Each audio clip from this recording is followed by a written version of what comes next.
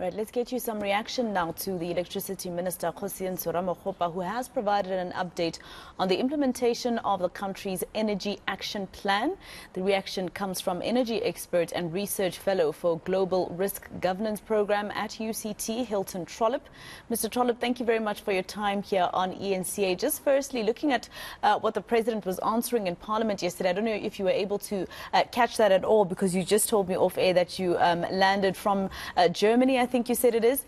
But looking at this Energy Action Plan that was announced by the President already last year in June, we are heading for June, so another year had to go, and still as South Africans we're not seeing any of the results of it being implemented. Good afternoon, Masako, and it is lovely to be back here in South Africa, our beautiful country. Pity about the electricity shortages, but there are things we can do. Just to answer your question directly, I asked myself the question as I listened to the Electricity Minister's speech. The question I asked was, I'm going to try and spot any action that's been taken that has substantially increased electricity supply to the grid, or on the demand side, that has substantially reduced demand. And I'm afraid to say that a very objective analysis of his speech, he's very eloquent, he's a kind of PR expert, that's what his PhD was on. Any objective analysis of his speech, I've got it all written down here, every point he raised.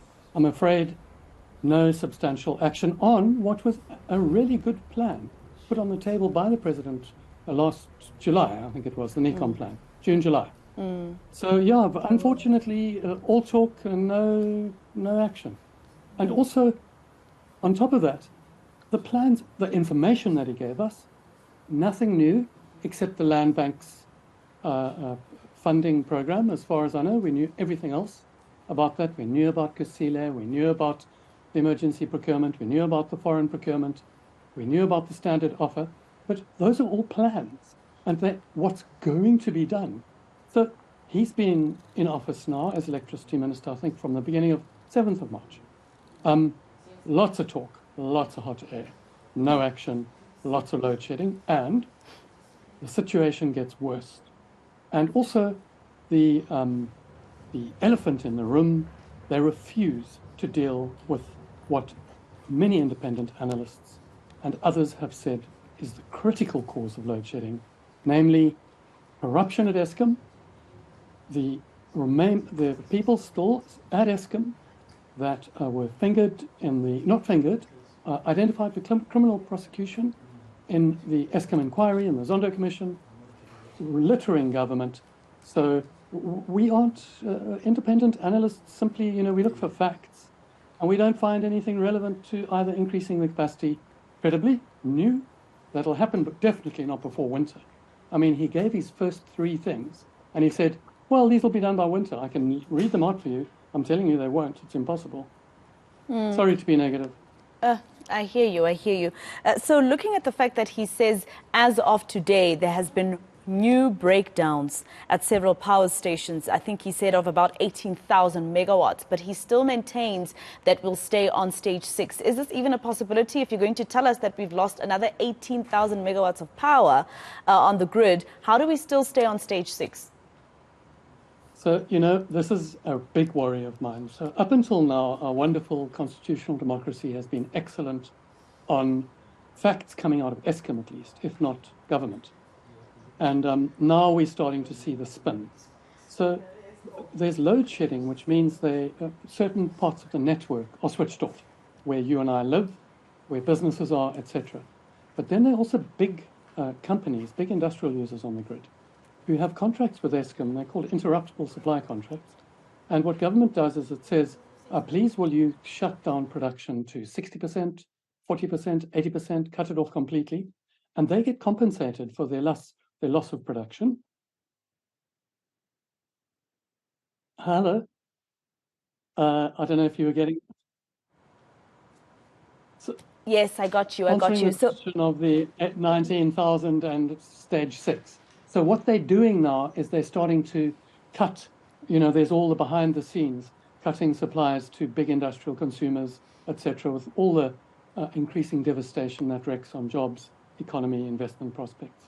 All right, so what do you think it looks like in winter then? I have to ask you that question. If we're getting so many breakdowns now, there are some, of course, that, they were switched off for the purposes of maintenance, such as the units, for instance, at Kusile and Kuburg, which is the main one, because that's our only nuclear power station. That is expected to come back on, but that will only happen in November and December, according to the electricity minister. So this winter season is not even that cold today. We've lost 18,000 megawatts. What's going to happen in winter? So what's most likely going to happen? We can't ever foretell the future.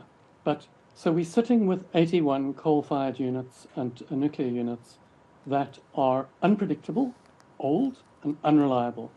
They break down in a kind of statistical way.